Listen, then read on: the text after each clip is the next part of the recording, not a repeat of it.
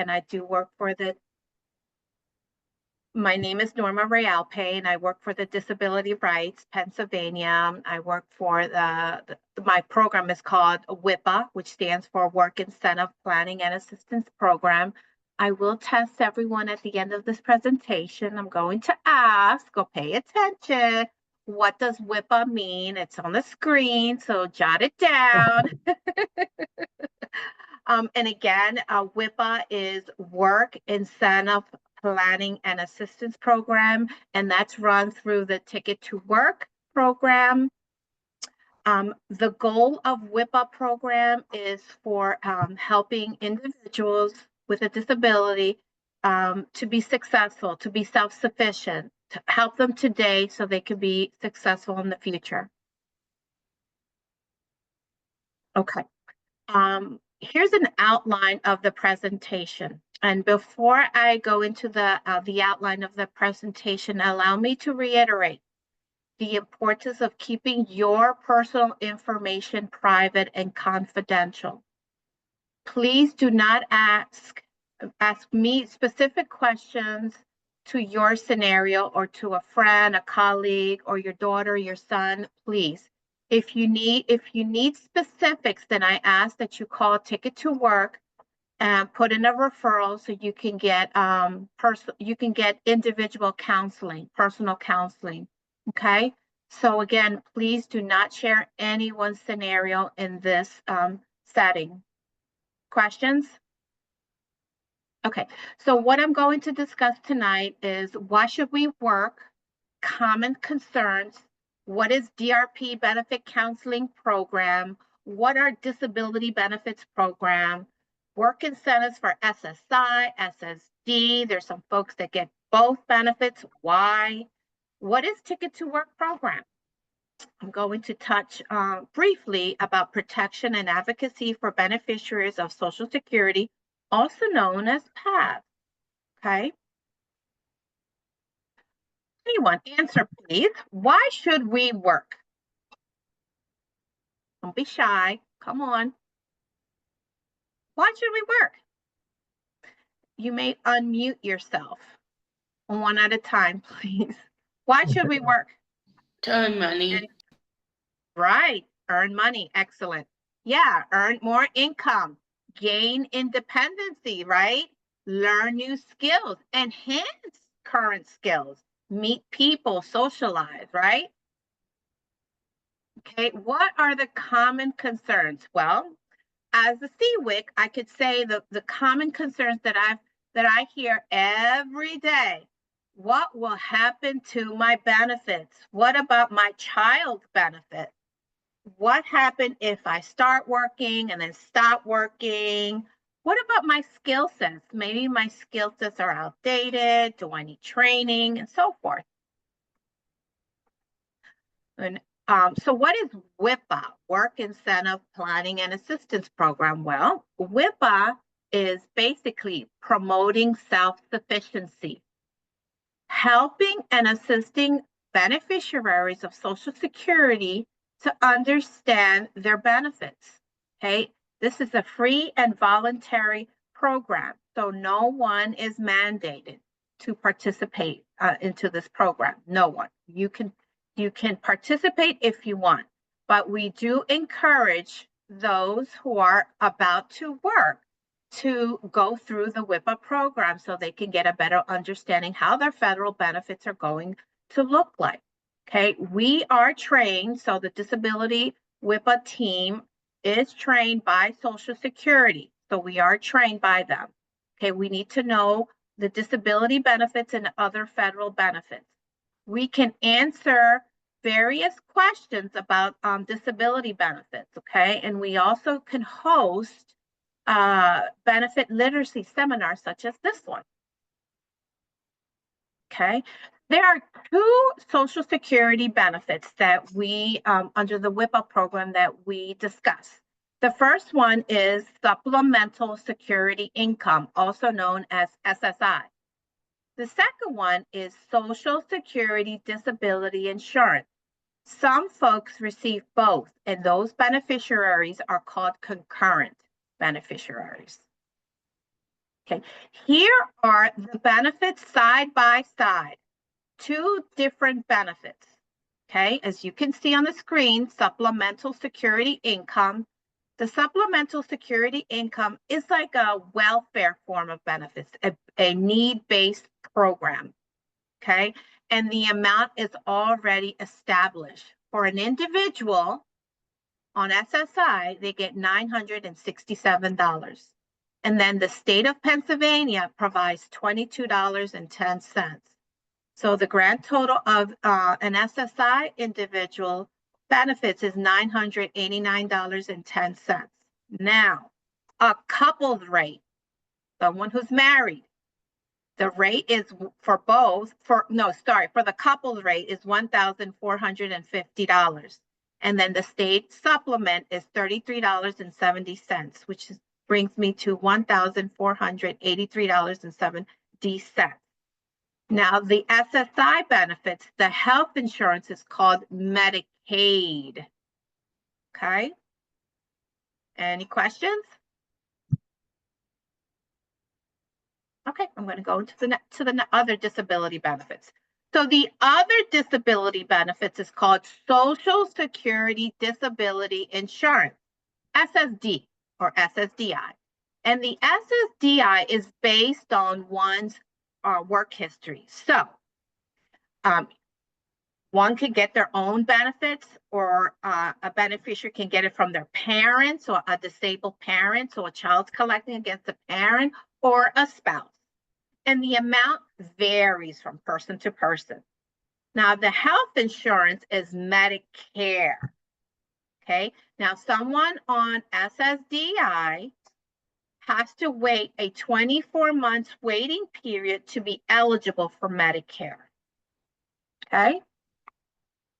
And Emily, you're going to be checking on the questions, right? Okay, perfect. I'm going to keep going. If there's no questions, I'm going to keep going.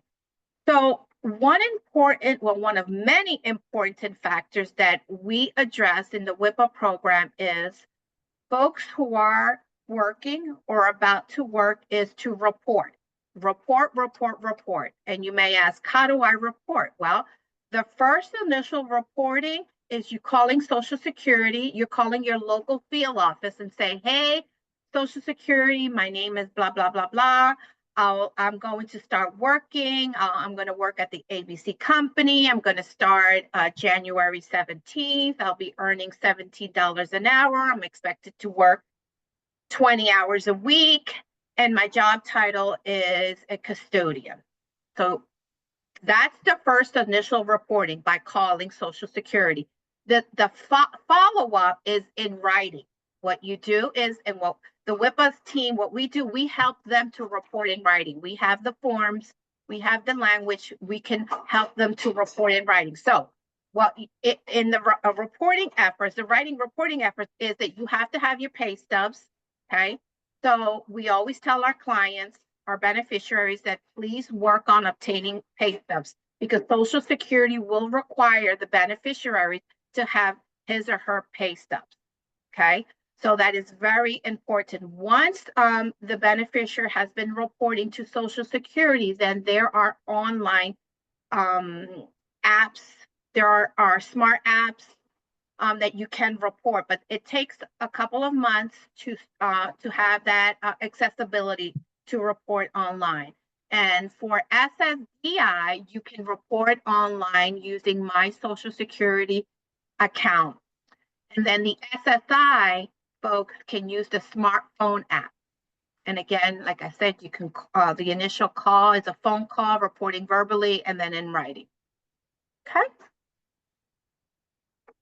Okay, I'm not going to keep killing the reporting. Okay. In this presentation, I will be touching on the advantages of WIPA. Okay. We will be discussing trying different jobs, starting a career, gaining confidence, receiving training for new skills, building on current existing skills, or pursuing education through the Ticket to Work. Okay, here are the work incentives side by side. Okay, SSI, Supplemental Security Income. So the work incentives that I will get into more in the next slides are earned income exclusion, student earned income exclusion, a plan to achieve self-support, also known as PASS, impairment-related work expense, also known as IRWI, and ticket to work. And then the SSDI benefits are, the work incentives are trial work periods, extended period of eligibility, continuation of Medicare coverage, subsidies and special condition, that's a good one, and we'll be discussing that one, impairment-related work expense, and ticket to work. Okay, so I'm just introducing those work incentives. And like I said, I will be digesting each one in the next slide. Okay, we're going to start with SSI, Supplemental Security Income. Okay, here's a perfect example. Mandy. Mandy's only income is her SSI, $967.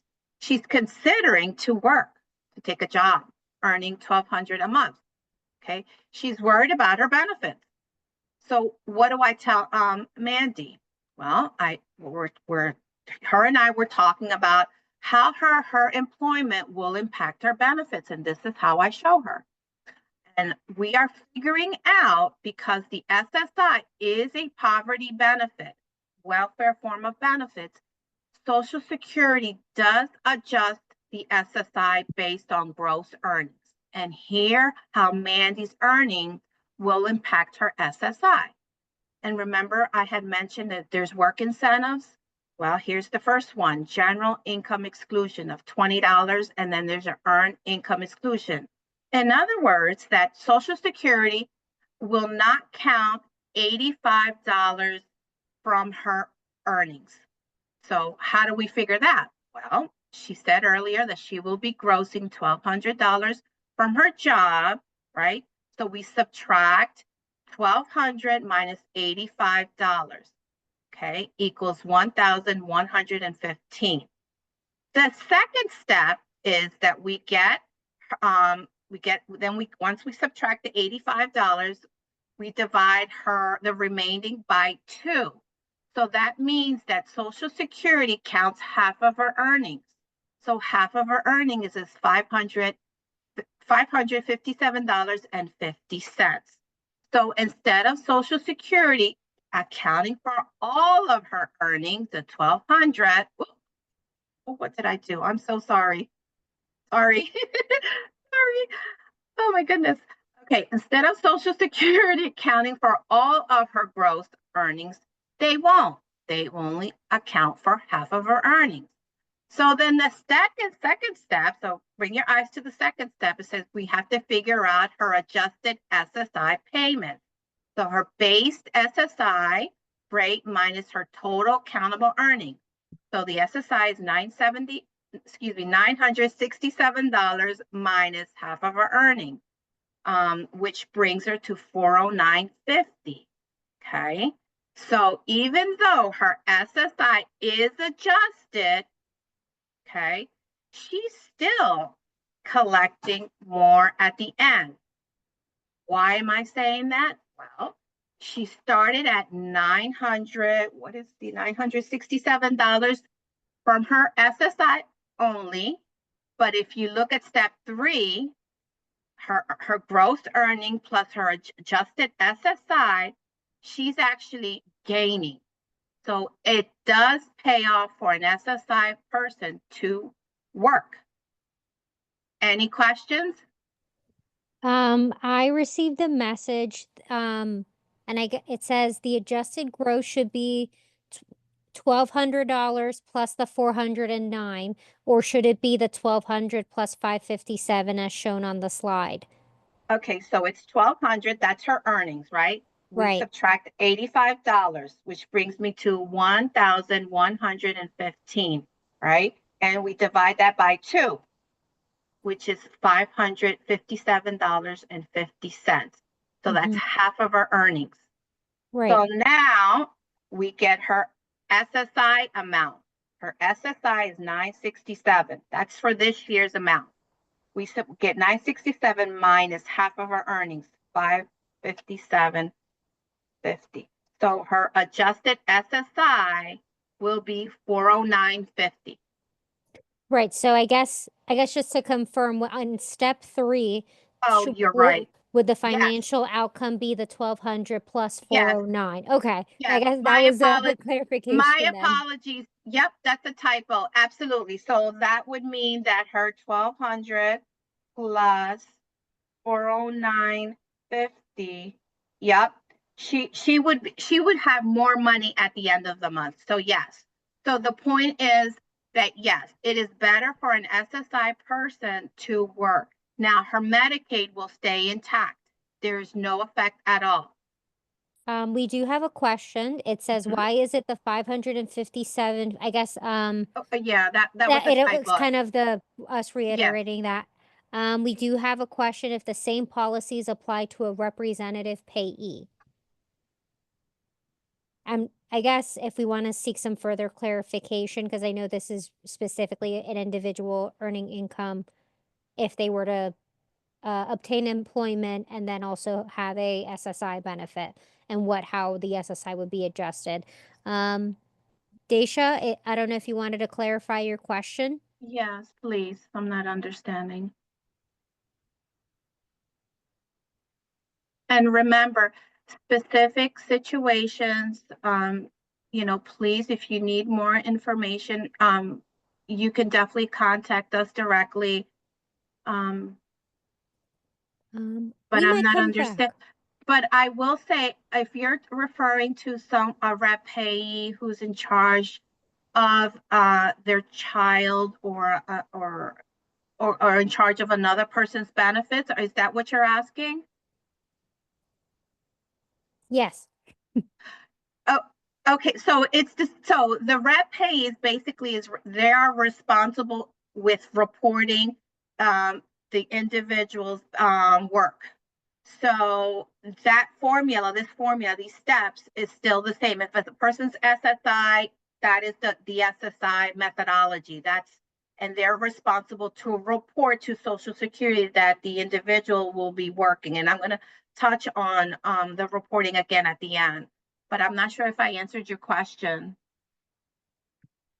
Are you asking for specific rep payee responsibilities?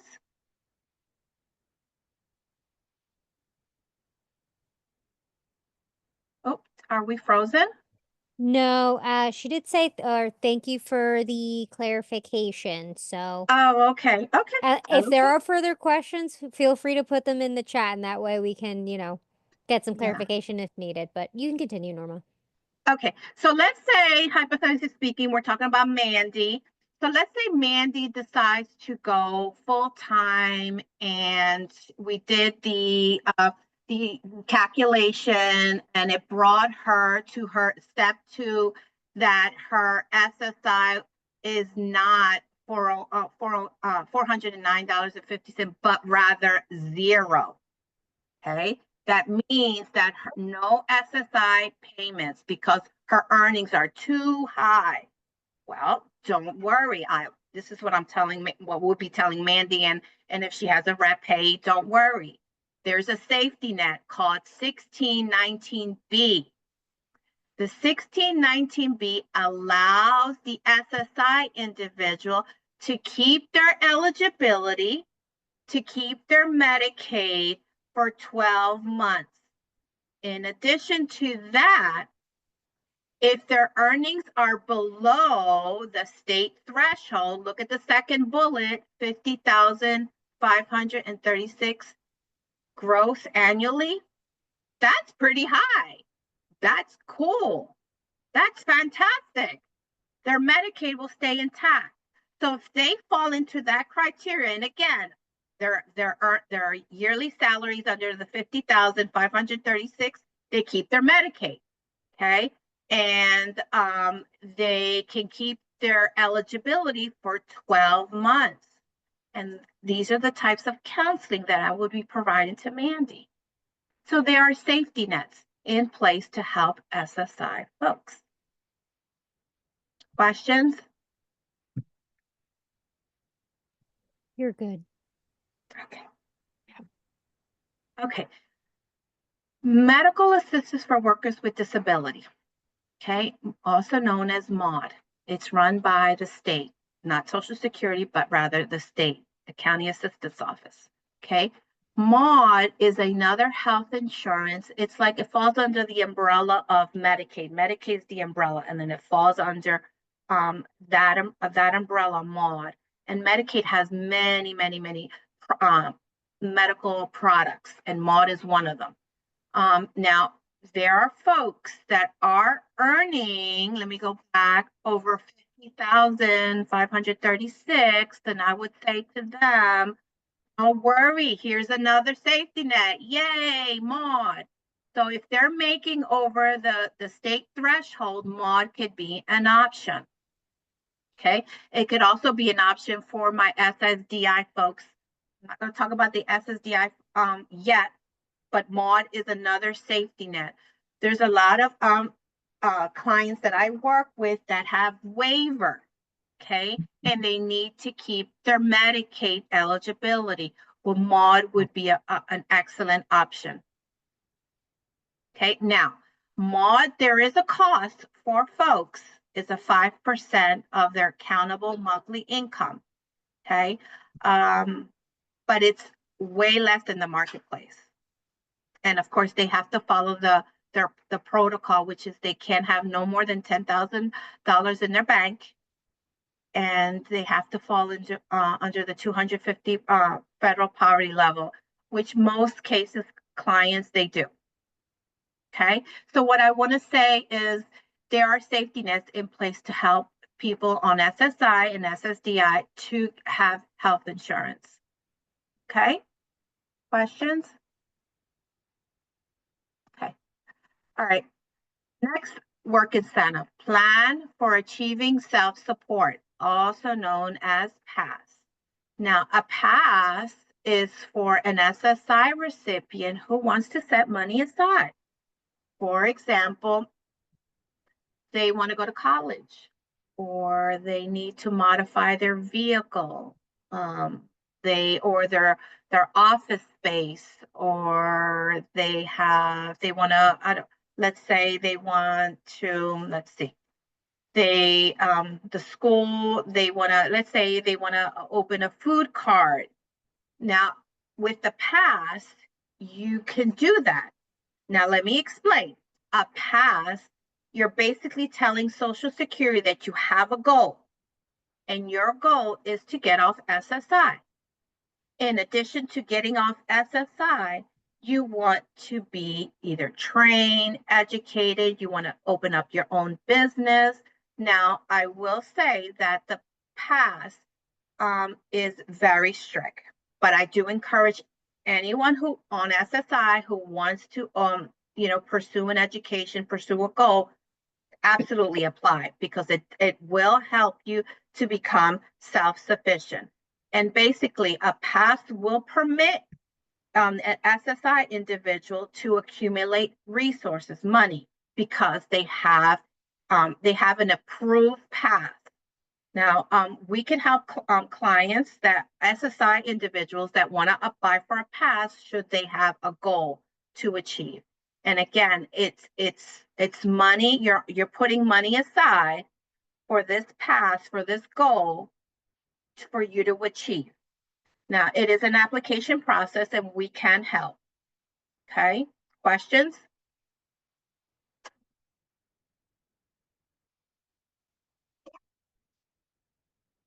No? Okay, no problem. A student earned income exclusion is another work incentive. Now, a student earned income exclusion, if you notice the name, it's for students, okay?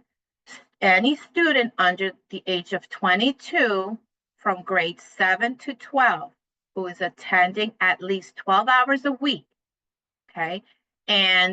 Or a training course for employment, they can apply for a student earned income exclusion when they're working. Here's an example. Michael is a 19-year-old college student at his local community college. He receives $967, that's his SSI. Michael works 10 hours a week in a college bookstore, and 10 hours a week, yeah, I'm sorry, at $10 an hour. His gross monthly income from work is $433. Then he comes to me and say, hey, Norma, I want to apply for a student earned income exclusion. How do I apply for that? And I would tell Michael, okay, Michael, go get your roster, some kind of documentation that you are attending community college, the length of that you're in school, and your roster, some kind of documentation, okay? And then I will have him gather that and his pay stubs and send him off to Social Security so he can apply for the student earned income exclusion. So once Social Security approves his student earned income exclusion, Social Security will not do the adjustments. Now, do you remember when I did this adjustment for Mandy? Let me go back. This adjustment? Well, with Michael, he doesn't have to do that adjustment. Why not? Because he applied for the student earned income exclusion. He provided documentation that he's under 22, he's attending the college 12 hours a week, and so Social Security approved his student earned income exclusion. So he is able to keep his full SSI amount. So we calculate his full amount, $967, plus his earnings. And look, Michael comes out better financially, don't you think? He started at $967, right? Are you there? Yes? So yes, so absolutely. So this is another work incentive for students. Questions? No? Okay. All right. So there's no questions for SSI. Now I'm going to move on to SSDI, Social Security Disability Insurance. Okay. All right. So earlier I had mentioned the trial work period as a work incentive, and it is. So for SSDI, it's totally different. Okay. SSDI is based on the work history or a parent's or a spouse work history. So it's basically the individual's money. So for example, God forbid, I become disabled, I can collect disability because I've worked for a very long time. I worked since I was 14. And so I have enough the enough credits, the 40 credits, if I ever become disabled to collect. And if I decide once I'm approved and I want to go back to work, I can use these 9 trial work periods. And these trial work periods are 9 months. Social Security does give you 5 years to use up those 9 trial work periods. Now, the trial work period does have a threshold. Okay, for this year, which I should have corrected that, and I just see another typo, and I'm so embarrassed. The trial work period for this year is, let's see. Actually, that is correct. What I didn't update is the year. So the trial work period is 1,160. Okay, a trial work period is basically Social Security saying we will allow you to test your abilities to work for 9 months. Okay, meaning that you can work for 9 months and you can collect your Social Security and your wages. So you will be maximizing. That means you're collecting 2 checks, and you are allowed to. Why? Because Social Security wants you to test your abilities if you're able. So during those 9 months, there's no effect on your benefits. Okay. Once you finish those 9 months, and keep in mind, you have 5 years to use up those 9 trial work periods. But some folks, because they have a set schedule, they use the 9 trial work periods within the first year. But you don't have to use it. It all depends on your work schedule. Okay. But after you use your 9 trial work periods, you go into a second phase, which right here, extended period of eligibility. Okay. That's another work incentive. Okay. The extended period of eligibility is also a phase, is a 36 months phase, and it's consecutive. Okay, so once you enter that extended period of eligibility, there is a new threshold. Social Security uses the substantial gainful activity level. We call it the SGA level. This year's SGA level for a non-blind person is 1,620. Okay, for a statutorily blind individual is 2,700. Okay, now during the extended period of eligibility, if an SSDI's monthly gross earning is over the SGA, then their benefits will go into suspension. But let me explain. Their cash benefits will be suspended. They will still keep their eligibility. If you notice the name, extended period of eligibility, meaning that Social Security will allow the SSDI individual to keep their eligibility for 36 months. So let's say someone is not earning over the SGA. Their earnings are under the SGA. Well, they will remain on pay status. Questions? Because this is a little complicated. Nothing so far, but I'll keep an eye Wow, really? Okay. Okay, I guess I'm doing a good job explaining Yeah, I this. do have a question. So is the Yes. 1620 per month? Yes, Thank you, just Yes. checking. yes, and it's for a non-blind person. Yep. So again, Social Security looks at gross wages before taxes. So I have a Yep. question. I'm sorry. no need to apologize. Go ahead. How come the amount is substantially different for blind and non-blind? That's a Social Security decision. It's the type of blindness. Yeah, the type of blindness. That's a Social Security's decision. Yep. Thank you. Problem. Anybody else? Nope. Okay. All right. IRWI, impairment related work expense, is another work incentive. It's a fantastic work incentive, might I say. All right, here's the example. Eric receives SSDI benefits and has taken a job earning $1,700 a month. Because his wages are over the SGA, and look at he's a non-blind individual, he will lose his monthly check after his trial work period without any IRWIs. Eric uses a job coach, which is partly paid through OVR, and $200 is paid out of pocket. Eric pays out of pocket. By deducting the IRWI from the gross wages, Eric's income would bring him below the SGA. Look at the screen. So his monthly earnings was $1,700, which is definitely over the SGA. And he says, hey, Norma, I am paying for this job coach. How do I get this receipt submitted to Social Security so Social Security won't suspend my benefits?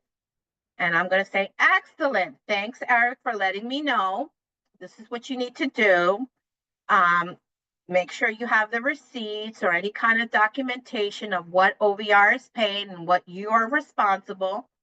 And then with the receipt that you paid for this job coach, I will recommend that he goes into the office, grabs a number, and waits to be seen.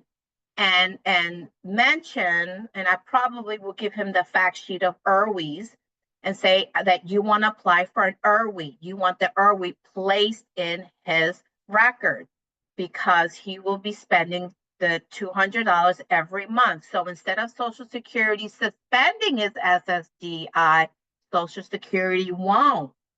Why not? Again, because of those IRWIs, because he went in there and applied for those IRWIs. Eric was not familiar with that he can apply for IRWIs. A lot of folks are not aware of these work incentives. So the WIPA, we advertise it, we promote it, we educate our clients, beneficiaries. We do have a question if there are other examples of IRWI. IRWI can be, yeah, it could be over-the-counter prescriptions. It could be attending care service. Now, transportation could be, but that's case by case. A service animal, and that's also case by case. Medical devices, prosthesis, residence modification, prescription drugs, over-the-counter drugs, medical services, diagnosed procedures, non-medical appliances and devices. Yeah. And at the end, I'm going to show you the SSA Red Book, which it's the Social Security Bible, which we use during our WIPA, where you can get it, and you can copy the link. Okay, anyone else? No? Okay. All right. I said earlier that this is a fantastic work incentive, but it's really a work support called subsidies and special condition. Okay. Now, an SSDI beneficiary, if he or she is receiving extra supervision, or the supervisor allows extra time to perform duties, special accommodation, adjust their work schedules or duties, a job coach. There is a Social Security questionnaire that I will tell my clients, hey, I think you have a subsidy in place without you knowing. Here's the questionnaire. Sit with your supervisor, see if they could fill it out, and let's submit that to Social Security. So then Social Security can account for those subsidies and special conditions. It is very important that Social Security is aware of these subsidies and special conditions, especially if they are using, if you look at the bullets, if they are using these types of adjustments. Absolutely. So what would happen? So instead of Social Security taking the full amount of their gross earnings, Social Security won't. Social Security will determine with the supervisor or immediate or whoever, manager, will decide how productive is the SSDI individual. Do they fall in some type of percentage, 50%, 60%, 70%, whatever how productive he or she may be, that is what Social Security will use as far as the monthly gross earning. Instead of using the 100% of the earnings, they will use whatever percentage production is the individual. Questions? I was able to find the Social Security website's Red Book and the 2025 update, so I put those links in the chat for everyone. Excellent. Thank you so much, Emily. No problem. So no questions about subsidies and special condition? Really? Okay. All right. So let me go back a little bit here. Okay. So actually, let me go back here. So with the SSDI, Social Security Disability, like I said, they get 9 months to try out any job for 9 months without causing any impact. After their 9 months, right, Social Security does provide 3 additional months. They're called cessation and grace months, okay? And that is when someone is earning over the SGA, okay? Social Security allows them to keep those 3 months of Social Security cash payments, okay? And that doesn't have to be right after their 9 trial work periods. It could be, I don't know, it could be a year later. But the fact is that Social Security does allow the SSDI to keep those 3 months after their trial work period. Okay, even though they're in their extended period of eligibility, they have 3 additional months to keep their Social Security cash payments. Okay, and it's basically cessation means coming to an end. They came to an end from this phase, and they're in their cessation month, meaning that they completed trial work period and they're about to enter the extended period of eligibility, which is a very good thing. So in other words, not only 9 months, they get 3 additional. So 9 and 3 is what, the 12 months? Yay! So there's incentives definitely to attempt to work. Okay, so let's say somebody does want to get off the Social Security, okay, and it doesn't matter. Somebody wants to get off the Social Security, their health has improved and they want to be self-sufficient, but they need to keep their Medicare, okay?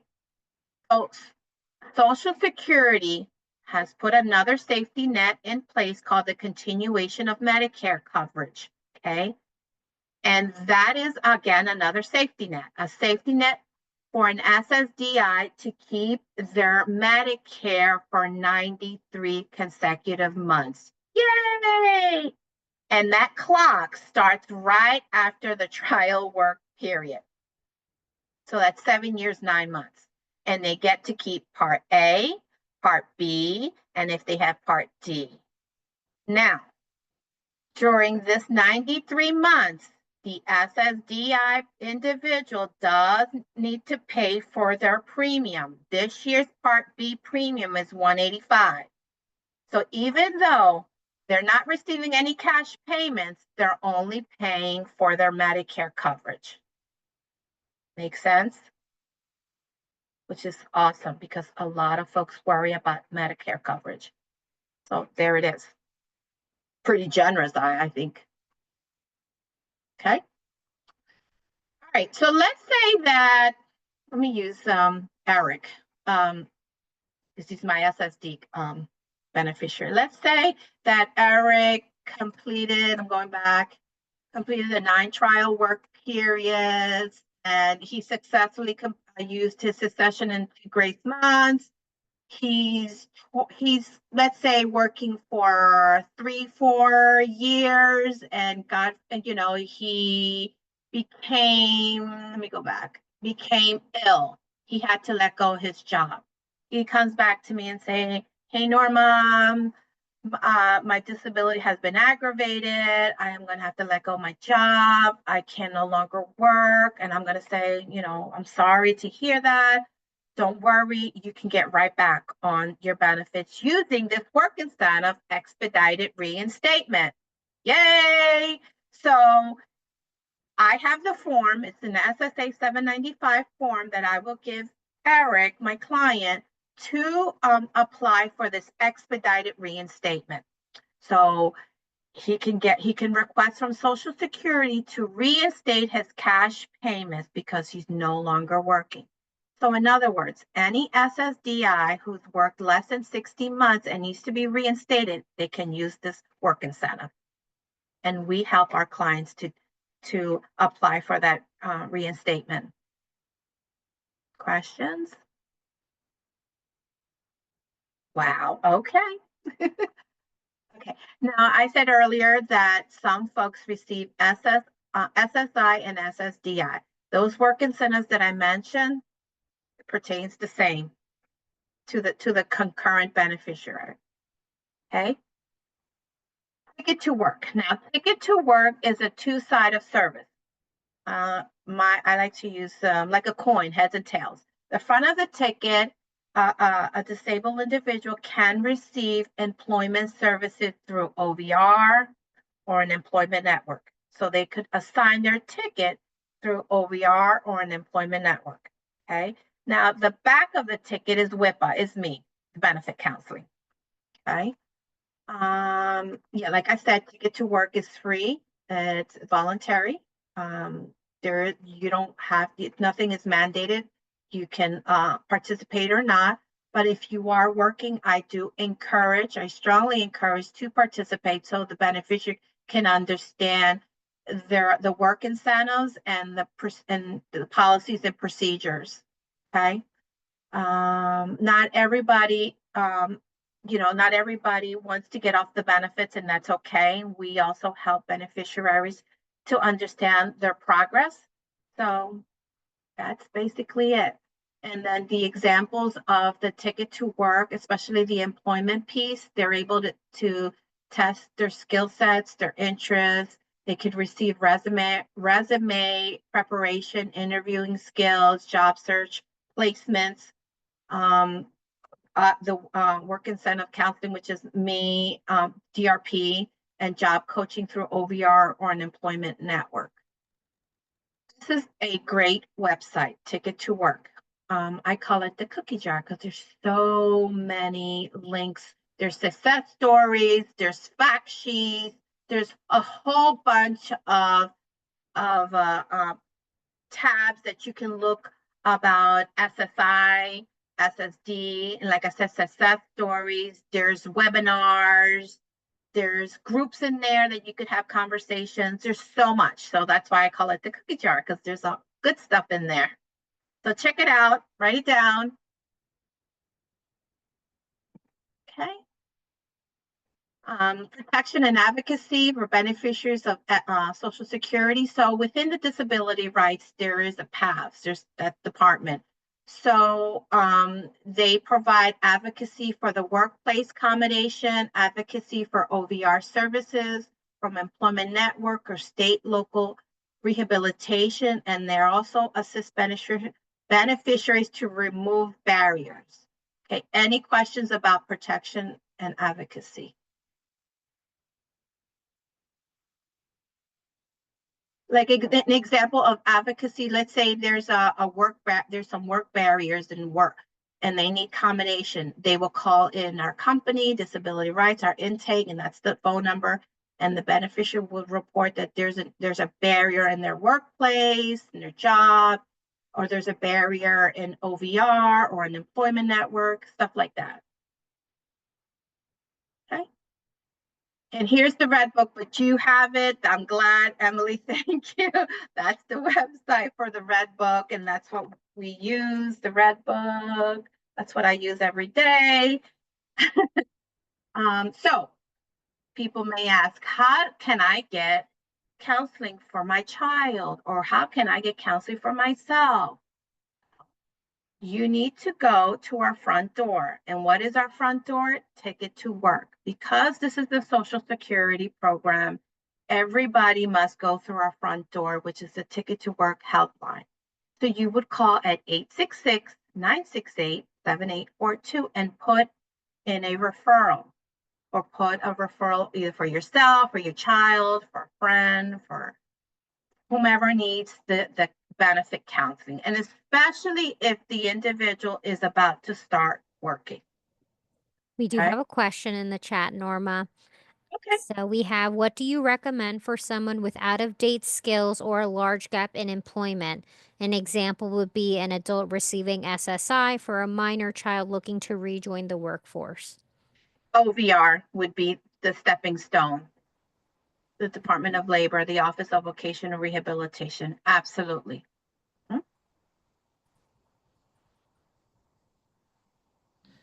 So my question in the beginning is, so if I have somebody that has questions about they're already working and have benefits questions, so they would call Ticket to Work to get to you or Yes. Okay, Yes. thank you. Yes, Ticket to Work. Yeah, jot that phone number, put in a referral call tomorrow. I think they open at 9. Don't Well, quote that's me. okay. I'm gonna text this slide to my friend that I mentioned in the beginning, Yeah. just to her to go through the right channels.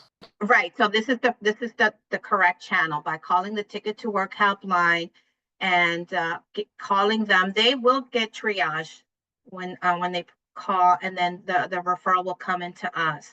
But should they ask for you specifically, or just ask for benefits counseling?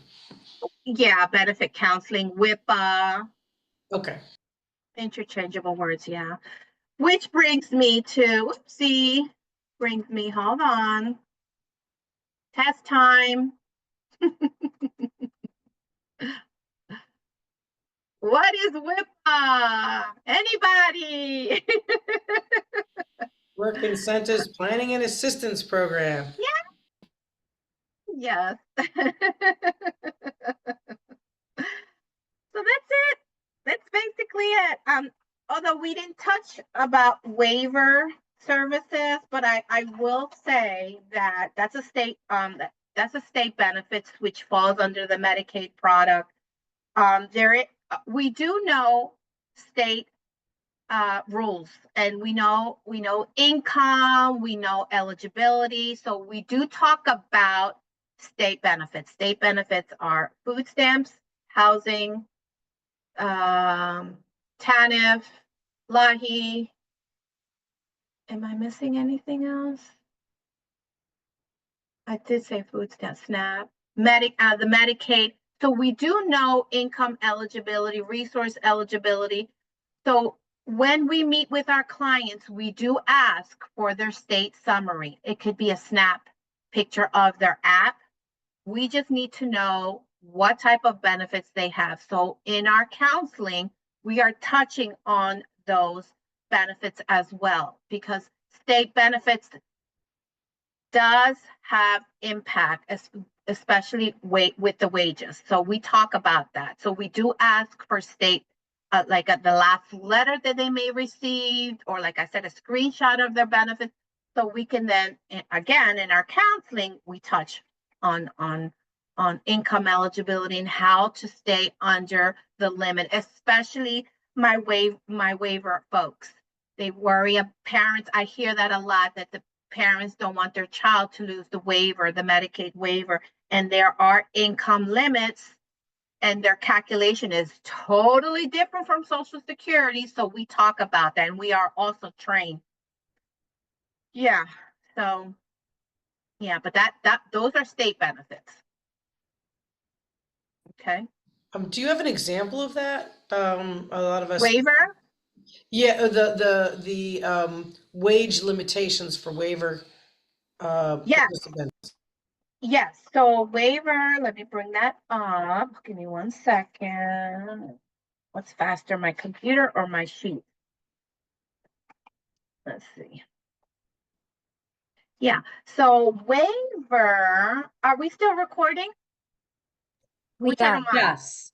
We are. Okay, so waiver, that's my mod.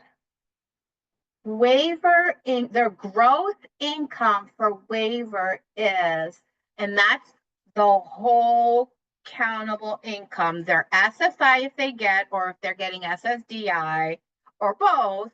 So they count those benefits plus earnings together. Okay. Now with the waiver, there's no disregard. Okay, and that means that they don't, there's no deductions. Okay, so for an individual on waiver, their gross income limit must be under $2,829, which falls under the 300 percentile of the federal poverty level. And then their resources would have to be, they cannot have no more than $8,000 under it. We thought it was $2,000. That's the SSI. That's the SSI eligibility. And that's the certain Medicaid. Yeah. But Okay. yes. I have the appendix, the policy for the waiver. Yeah. So that's what I'm saying. We're trained to discuss waiver. Yeah. So that's basically. Yeah, it is definitely, Mimi, $8,000 if Yes. the person is not an SSI recipient. Correct. Well, That's we've been correct. told by other people you still had to keep it to $2,000 in order For to- SSI, you have to keep it under. Now, if you want to open up a PA Able, then there is no limit, because the PA Able accounts are a secure account. But if you do not have a PA Able, then for the SSI, yes, you have to keep it under $2,000. Absolutely. And yeah, I see there's a question in the chat, exactly what you just kind of commented, Norma. The question was for the waiver, if they cannot have more than $8,000 in resources, that does not include able accounts. Is that correct? Correct.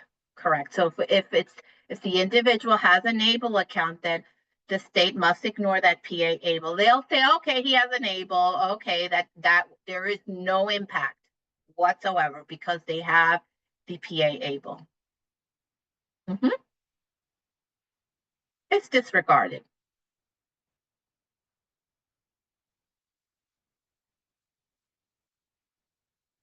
Anything else? Norma, if somebody is looking for benefits counseling, is there a waiting list? Like if they call that No, ticket to work absolutely time? not. No waiting list whatsoever. We are calling them within that week. Oh, that's Now, wonderful. yeah, so hold on, let me find the phone number right here.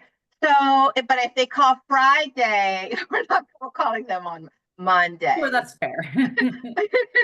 Yeah, but yeah, no waiting whatsoever. Just have them call in the ticket to work so they can put in the referral. If I may ask, I'm going to give you some side notes that if you know any social workers, case managers, you also want to help them obtain pay stubs, state summary. State summary would be in their PA Compass account. If they can screenshot it, perhaps you could help them print them out for them because we will ask for that because we need that for the counseling session. We need to see what other type of benefits are they getting, especially my waiver. It is so important to discuss waiver income eligibility in our counseling sessions. I've seen it in the past that they failed to tell me that they had waiver, and then I'm finding out later on because that they had waiver, and I'm like, I wasn't told that they had waiver. And we have to touch on all types of federal and state benefits. Federal and state benefits, they work different. They're not the same. They work different. They have eligibility. They have procedures are very different. And the calculations are different. Yeah. Yeah. And yeah, that's basically it. So I have a question. So Sure. my daughter is 16. Oh, hold wait. on. Sorry. Miranda, can you pause the recording? Oh, sorry. Sure thing. Yeah, we will stop the recording and so thank you everybody who participated tonight. I'm gonna end the recording now. I gotta figure out how to do that without shutting down the whole thing. Hold on. Okay. Okay, got it. Okay.